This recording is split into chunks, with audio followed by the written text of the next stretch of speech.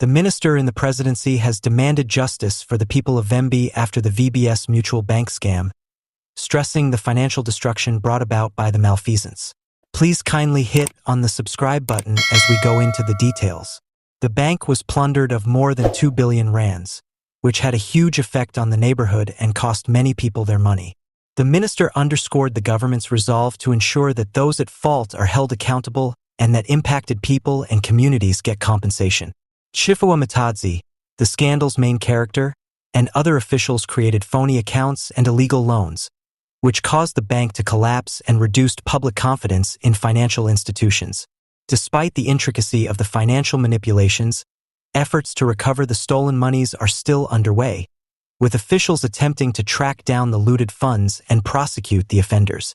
Calls for stricter regulatory measures to avoid such incidents in the future have been sparked by the controversy.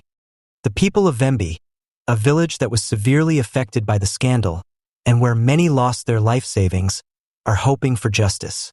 For individuals impacted by the crisis, the minister's appeal for justice is a positive step toward restoring trust in the financial system and safeguarding the interests of common South Africans. Once more, the priest in the administration has demanded fairness for Vhembe people as a result of the VBS Common Bank outcry, highlighting the need of addressing the financial destruction brought about by the debasement. The scandal, which saw more than 2 billion stolen from the bank, had a big impact on the neighborhood, with many residents struggling with a lack of savings. The pastor's claim highlights the public authorities' duty to hold those who can be trusted accountable and make sure that the affected individuals and districts get compensation. Equity for Vhembe residents should exist, the priest said, highlighting the severe effects the outcry has had on the community.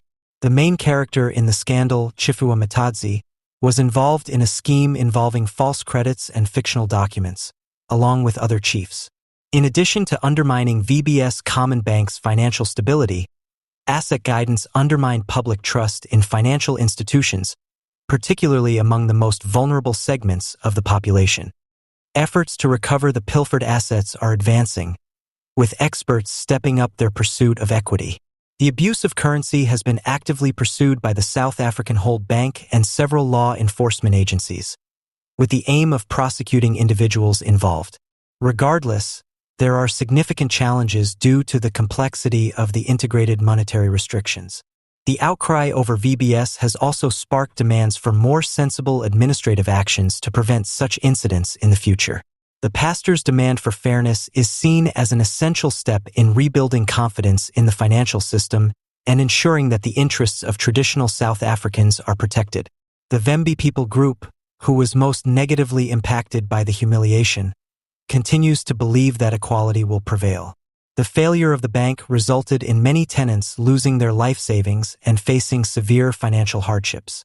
For those affected, the pastor's pledge to pursue equality serves as a positive indication as the legal process moves forward. All other things being equal, the indignation at the VBS Common Bank continues to be a clear indication of the need for accountability, transparency, and robust monetary management to protect the interests. According to reports, the already shaky partnership between the Economic Freedom Fighters, EFF, and the African National Congress, ANC, in Gauteng local government has ended. According to sources, the ANC will give the go-ahead next week for its local institutions to remove EFF mayoral committee members from their posts in both Johannesburg and Ekurhuleni, indicating a clear disintegration of their alliance. After months of growing hostilities and arguments between the two sides, this breakdown has occurred.